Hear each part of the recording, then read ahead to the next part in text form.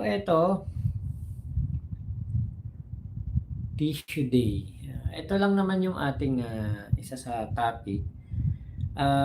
Sabi dito ni Saral Kalinisan, we have received confirmation from the PNP Civil Security Group that all 9 of Mangusin security escorts names withheld are not licensed security practitioners and are therefore performing security functions for Mangusin illegally. Further, we have also received information that a certain Francis Leo Antonio Marcos has an expired Glock pistol registered to his name. It expired last September 2017 and is therefore a loose firearm. And continuing to keep it constitutes the crime of unlawful possession of firearm. We will transmit this information to the CIDG to aid in their investigation and further prosecution of Mangusin and all of his cohorts. We will put a stop to Mangusin and all his fraudulent schemes. We will not allow any Filipino to be victimized by Mangusin ever again. Mabigat to. Itong pahayag na ito ni Saral Kalinisan kasi ibig sabihin nito talagang marami pong nahuhukay ang ating okay po, good night, love you, naka-live na ako. Ayan, etong si Kulaong, 'di ba? Ang daming nahuhukay po ng mga nagagawa nitong kasalanan ngayon. Kasi si Kulaong po, kaya nga pinresent yan kasi for awareness.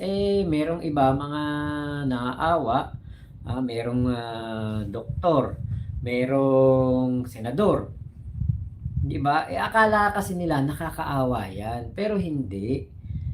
Damay daw si Casper. Oo, kasi kasama siya dun eh. 'Di ba? Kasama siya dun eh. Kay Chloa, konti ng likes Kuya Mac. Ayun. Ate Jonah. Ayan, hello po. Ayun ang yun ang maganda sa pagkakahuli na ito ni Kulaong. Ang dami pong nabe-verify ngayon ng mga kaso. Kasi ito talaga kriminal. Natakbuhan nga nito yung kaso niya, human trafficking ng ilang taon.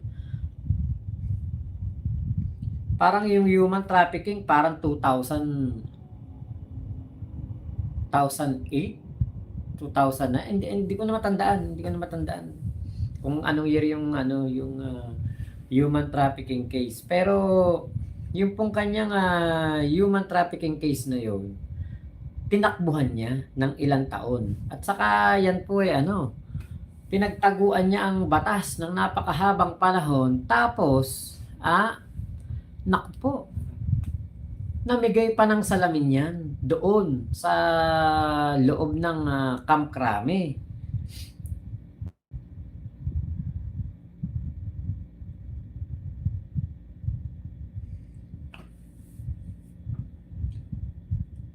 Nag-ano yung ilaw eh. Ayan.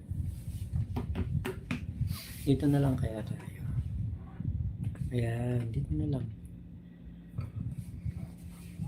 Pero yun ilang taon niya pinagtaguan yun Tapos namigay pa ng salamin sa Camp Crame at kaharap pa ang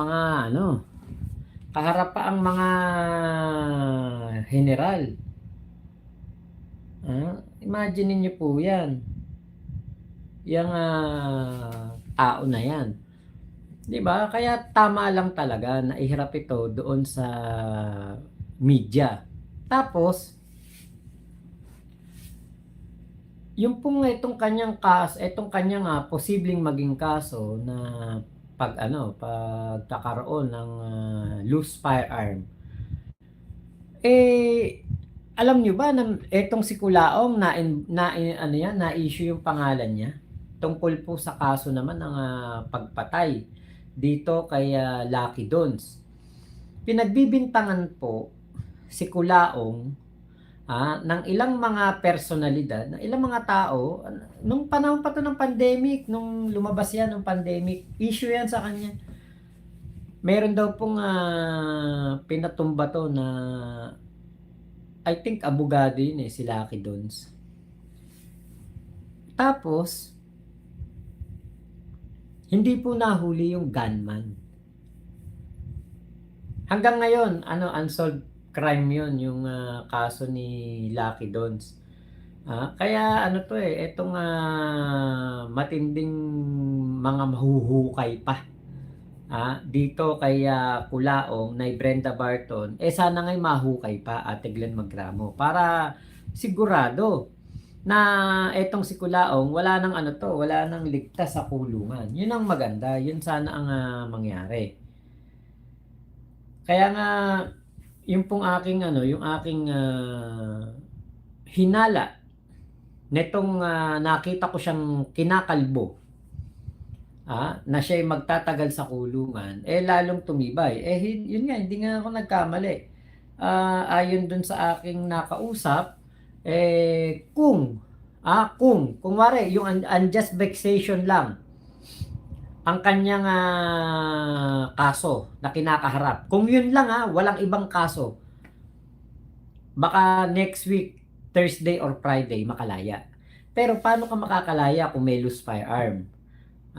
Paano ka makakalaya kung merong ano ba yung isa pa, yung sa mga bodyguard nahuhukay, 'di ba? Nahuhukay yung mga kaso ni Kulaong So marami pong kaso talagang madidiscover pa patungkol dito kay Kulaong. Kaya isang malaking isang malaking tagumpay ng Philippine National Police para po malabanan ang krimen dito sa ating bansa. Kasi ang ating Pangulong Bongbong Marcos, wala po itong pinipili. Wala po itong kahit man lang na isang kriminal na pinapaboran.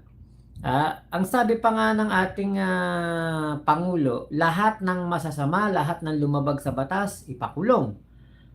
Yun ang ginagawa naman ng ating PNP. 'Di ba? Kaya nga po etong ating PNP, kahit na si Kulaong ay meron pong pinagmamalaking ASEC, ASEC nga ba 'yun? ASEC ng DILG, si Beth De Leon. Pinagmamalaki niya 'yan. Tapos si General Maralag. Meron pang isa, yung Colonel Dulin ba 'yun? 'Di ba? Kahit may mga pinagmamalaki po 'yan si Kulaong ng mga taong gobyerno, hindi nangimi ang ating PNP para po hulihin 'yan, at hanapin ang mga kaso nito. Teka lang po Kaya pala madilim.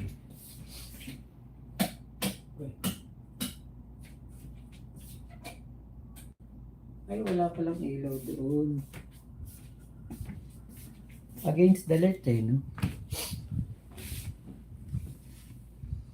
Ayan na nga natin yan. Ay, tignan ko yung comment, baka Yan. Kuya Henry, shoutout sa'yo Kuya Henry Tignan nga natin tong comment. Baka hindi na English kasi binago ko na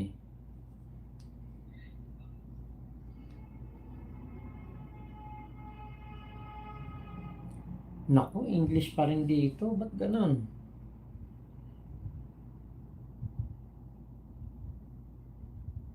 English pa rin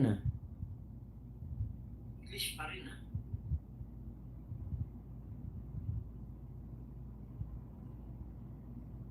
Agoy.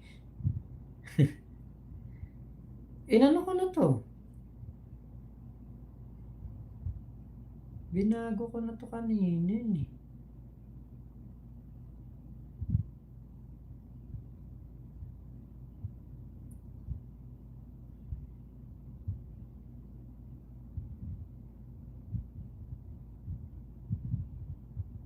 Kaya ganun, English pa rin.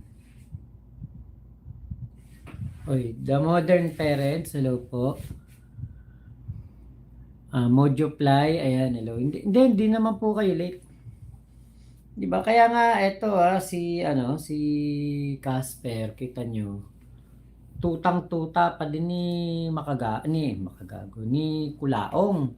Kahit na anong pang sabihin ni makagago, ayaw talaga makinig. Di magsama sila sa kulungan ni boss niyang Kulaong. Kasi etong si Casper, hindi siya cook. Umaasta siyang bodyguard ni ano eh, ni Kulaong eh. Kita naman natin yan eh. Diba? Tapos, doon pa lang sa video ni Kulaong na sabi niya 50 meters away. Yung ano sinasabi niya na mga gunner niya. Doon pala mga ano na yun talagang meron ng ginagawang katarantaduhan si Kulaong para mapansin, para magmukhang may mga bodyguard talaga. Ate Jonah, hello po. Ate Joseph Grooms, Rapi Tulpo. Ayan, Ate Katrina Lab, hello po Nay Brenda Barton. Ito na ako magbasa. Ayelish, ayan, hello po. Waiting for more updates for Kulaong. Hilde Castro. Baka po na-revoke yung bail. Baka nga. Yung mga biktima ng human trafficking, bakit di nagsalita o magkaso? Asa na sila? Nasa abroad po. Gilbert Heronimo ng Santa Maria, Bulacan. Hello po. Tissue Day. Ayan. Ixetnim. Ayan, hello po. Pritz Willad. RZ. Ay, R2RZ. Ayan. Dito na ako magbasa kasi English dun eh. Hindi pa naman. Hindi pa naman Ate Katrina Love. Iloy Macruz. Ayan, hello po. Ano po, etong si Casper, posible ding makulong at madagdagan yung kaso. Ngayon, yung siyam na sumama kay Kulaong para magbantay-bantay kun sa kanya, malaki rin po ang chance na makasuhan din po yun sa OSHAS ba yun? Sa mga security guard. Nasan ka? Andito lang po sa tabi-tabi. Arnold Santos ng Hawaii, hello po. Yan ang problema ngayon ni Casper sa kanong siyam na nagbantay. 'Di ba? Meron nga doon yung isa, yung may lugawan yung nanay. May kaso, may service warrant. Service of ano tawag doon, yung service of sentence warrant. Talagang madikit ka kay Kulaong katakot-takot na malas ang aabutin mo eh. Yun ngang mga nagtatrabaho lang dun sa sa hotel. Nadamay. Nadamay yun. Yung iba po doon merong obstruction of justice. Kung titignan mo, ganyan-ganyan lang obstruction of justice. Mabigat pong kaso yan. Bantay lang makakasuhan pa. Gusto ko sana si Dong ang Yama muna kasi sila ay yung mas nakinabang. Hindi pa po natin alam kung ano mangyayari dyan. Christina Calda, ayan, hello po. Thank you sa pag-like. Trending na trending dito sa Saudi Arabia si Kulaong. Kahit nga po dito kanina nung nandun ako sa dinaluhan ko po na event. Talagang recognize nila si Kulaong dahil nag-trending nga sa Napolcom. Tapos pinaliwanag ko na sabi parang parang hindi daw ba parang masyado naman daw pinahiya. Sabi ko nga yun pong magiging tingin talaga kay Kulaong. Parang ganon. Masyadong pinahiya. Pero kasi po ako naranasan kong tarantaduhin yan pagmumurahin yan. Naranasan kong bantaan niya na ipapagurgur, ipapatumba, papadukot. Kaya sabi ko, hindi po ako naawa dyan sa hayop na yan. Kaya, kumbaga yung mga kasama ni Kulaong, marami talagang mapeperwisyo. Buti na lang talaga na nahuli na yan. Kasi kung hindi pa yan nahuli, marami pa pong tao yan na makakadikit dyan o didikitan niya na mapeperwisyo. Si Alex Pabella, ah, si Alex Pabella, nako, may mga kaso yan. Baka mamaya may mga pending arrest warrant yan, dahil kay Kulaong. Baka maano yan, mabuhay yung mga kaso ni pangalan ito, ni Alex Pabella. Ito, dito sa Tagalog. Ba't na obstruction? Pinigilan ba nila yung CIDG? Di ko yun napanood. Parang gusto nila makipag-coordinate muna sa kanila. Ang NAPOLCO, CIDG. Sabi nga nung CIDG, ano pang coordination? Pag pinigilan nyo kami, obstruction kayo. May warrant of arrest na nga eh. Ano pang i-coordinate? Si Casper kasi nadamay lang siya sa kabugukan. Opo. Long, Rapi Tulfo thought he is still relevant and will get a hype on his falling shoe if he use Kulaong case. Ate Iloy, gusto ko sana si Dong. Ayun, nabasa na pala natin yan. Mojo Fly, di ba nakabel si Normie? Hindi po. Kala ko Origrelo nun. Yun, hanap na model mismo ni Boss Toyo. Ready to pay na ng 2M. Sa kanya, mas mahal sa kanya kasi with diamond bracelet nun. Kahit pang ilang bail pa yun. Ang problema nga, lahat naman ng suot ni Kulaong, Shopee. Shopee Jewelry Store. Baka mas totoo pa yung bracelet ko dyan na na silver kahit silver lang. Nagmamahal ng silver Kahit silver lang mas tunay naman yung akin. The Modern Parents, naka-block ba ako dito? Hindi ata nakikita ang comments ko. Oo. Tingin ko po naka-block kayo. Hindi ko nababasa yung comment nyo Ayan. Baka po na-block kayo. Baka dati nag-spam kayo dito. Kasi kung hindi kayo naka-block, dapat nabasa ko yung comment nyo Okay, Ate Glenn Magramo, yun nga daw po, napahiya daw ng husto. Past Life Codex, more power sa'yo, Mac Pablo. Simula nung na-interview ka ni MG, sinama na kita sa watchlist ko, more power sa'yo. Salamat. Syempre, thank you ulit kaya MG kasi nasama na naman tayo dun sa kanyang upload. Alam nyo, hindi ako pinapabayaan ni MG kasi hindi ko rin siya pinapabayaan, hindi ko siya iniiwan. Sabi niya nga sa akin nung magka-chat kami nung isang araw, Mac, teka, para sigurado yung salita, yung mismong niya, yung mismong word niya. Okay, tuloy tayo, Mac, ha? Yun mismo ang sinabi ni MG. Siyempre makakalaya yan, malamang, tuloy lang tayo. Ingat ka, basta tuloy-tuloy lang, lalaya din yan. Yun ang sabi ni MG. Tingin ko nga kasi ito din si MG, tingin niya din lalaya. 'Di ba yun din naman yung sinasabi niya. Tingin niya lalaya talaga. Kahit dun sa mga pronouncement ni MG nung kakahuli pa lang ni Kulaong, tingin niya lalaya talaga. Kaya lang nga, paano lalaya si Kulaong? Ngayon, 'di ba lumipas na ilang araw, hindi pa rin nakakapag-bail. Paano makakalaya si Kulaong kung tad-tad ng kaso, patong-patong? Yan pa, loose firearm. Naku po, napakalaking kaso niyan. Yun nga lang, mahulihan ka ng balang maliit lintik na problema na dala-dala niyan Yung pa kayan loose firearm, Glock pa yan. Nung kasi mga panahon na yon, 2017, si Kulaong po medyo medyo umuusbong. Baka naka-acquire, nakabili ng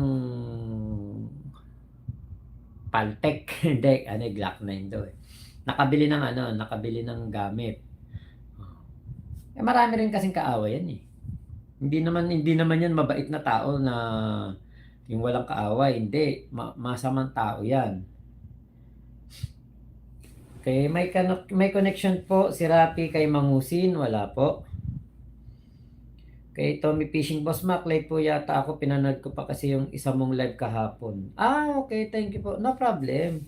Sige. Raven James, Mark Gaspar, nakikita ba ang chat ko? Hindi po. Yan. Ako natanungin nyo, hindi ko po nakikita yung comment nyo. Okay, Mojo Fly, pinahiya daw si Normie, walang hiya yun. Paano kaya yun? Pinahiya yung walang hiya. Mike Kuchi, Boss Mac, nasa Jensen ka na ba? Parang nasa hotel ka ah. Ba't naman ako aamin?